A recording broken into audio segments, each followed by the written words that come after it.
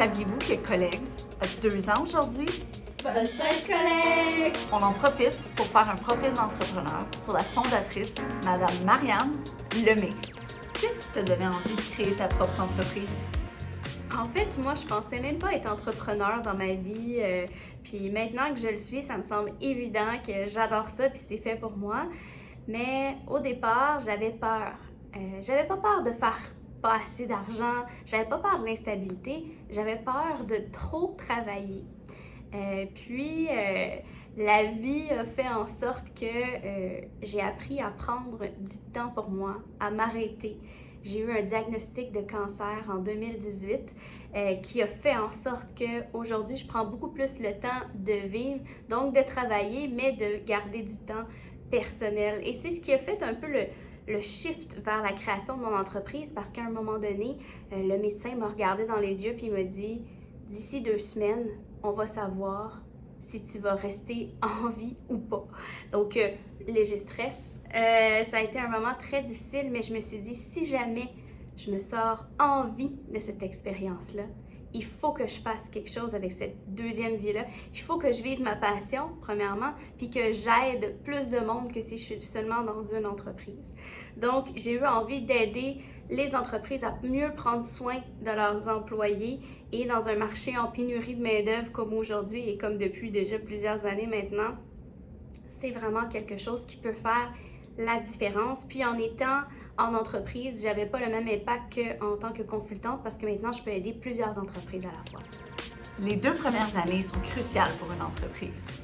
Avec la pandémie, l'embauche de nouveaux employés, comment tu as géré ça?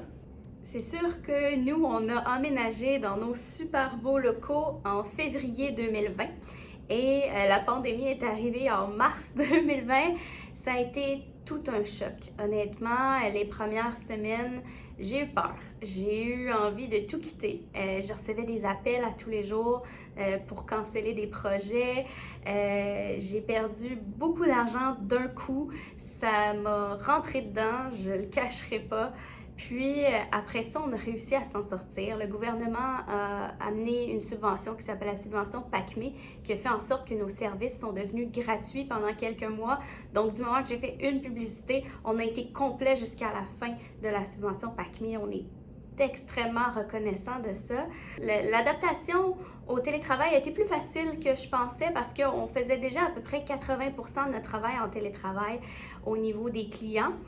Par contre, les employés étaient au bureau, fait que là, ça a été de réapprendre à travailler en mode télétravail, mais notre gestion de projet est vraiment bien rodée. On fait des rencontres à tous les matins de suivi de projet, puis on planifie notre semaine à chaque vendredi ensemble. On a beaucoup de contacts au-delà de l'aspect projet, de contacts humains aussi, par exemple, en fin de journée. On se fait toujours une bonne nouvelle de la journée. Donc, qu'est-ce qui s'est passé de bien aujourd'hui? Puis chacune d'entre nous peut partager qu'est-ce qu'elle a vécu.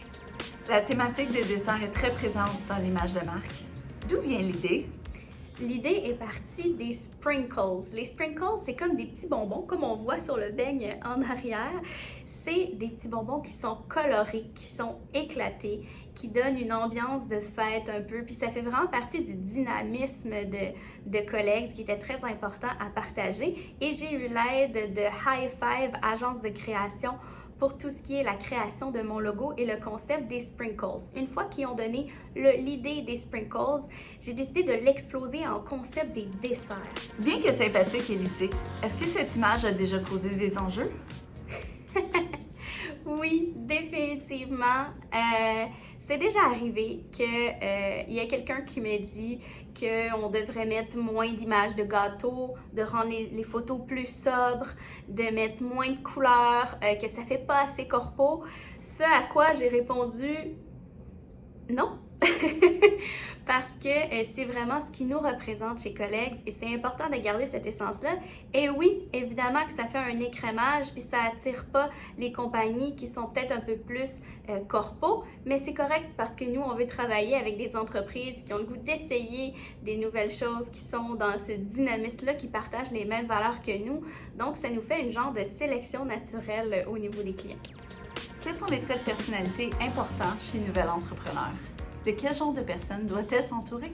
Les traits importants pour être une nouvelle entrepreneur, je dirais, c'est d'être passionné par ce qu'on fait. Ça, c'est la première chose. Tant que la passion est là, ça va bien aller. Puis d'être capable de se gérer, de s'arrêter quand c'est le temps. C'est pas facile quand on est passionné, fait que ça peut devenir un défi. Puis au niveau des traits de personnalité, ça va vraiment dépendre de qui vous vous entourez. Fait que si vous allez chercher des gens qui vous complètent bien, c'est là où est-ce que vous allez pouvoir vraiment vous concentrer sur qu'est-ce que vous aimez, puis dans qu'est-ce que vous êtes bon. Il ne faut pas avoir peur de déléguer.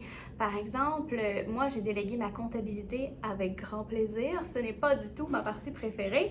Et j'ai vraiment vu une plus-value parce que le temps qu'on passe à faire des choses qu'on n'aime pas, c'est du temps qu'on passe pas à faire des choses qu'on aime.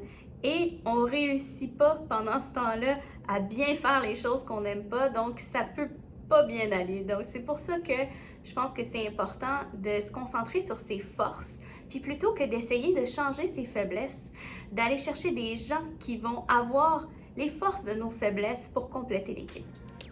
Marianne, comment vis-tu l'entrepreneuriat? Qu'est-ce qui t'a surpris et quelles leçons on peut en tirer? J'ai appris que l'entrepreneuriat, c'est plus facile et plus difficile que je pensais.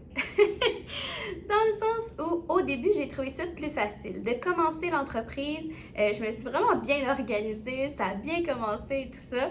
Ensuite, s'en est suivi la COVID, s'en est suivi l'embauche d'employés. Donc, c'est quand même, il y a plusieurs choses qui sont arrivées que là, j'ai dit, OK, là, c'est ça, bâtir une entreprise. C'est plus être travailleur autonome. Là, on bâtit une firme. Et c'est là que j'ai trouvé que les enjeux ont commencé à arriver. Et c'est drôle parce que avant de partir à mon compte, quand j'étais employée, je regardais mes dirigeants, puis ça m'est arrivé, comme tout le monde, de les juger un peu, puis de dire, ben voyons, pourquoi il réagit comme ça, tu sais, c'est pas la fin du monde.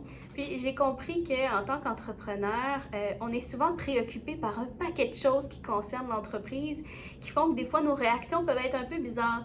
Et j'ai été voir mon ancien patron et je lui ai dit, je te comprends. Puis, c'est vraiment un beau moment qu'on a vécu quand je lui ai partagé ça. Je pense que quand c'est la même chose que d'avoir un enfant. Tant qu'on n'en fait pas un, on ne sait pas qu'est-ce que c'est. C'est la même chose pour ce qui est de partir une entreprise. Si tu pouvais parler à la très jeune Marianne, que lui dirais-tu pour l'amener jusqu'à aujourd'hui? Je lui dirais, hey boy, tu sais pas ce qui t'attend dans la vie. Non, honnêtement, je lui dirais de foncer, de pas avoir peur, de pas se limiter à ses croyances limitantes, de pas se fier à son syndrome de l'imposteur. Tout le monde est un peu un imposteur, puis au final, personne n'a vraiment confiance en lui. C'est juste qu'il y a des gens qui le cachent mieux que d'autres.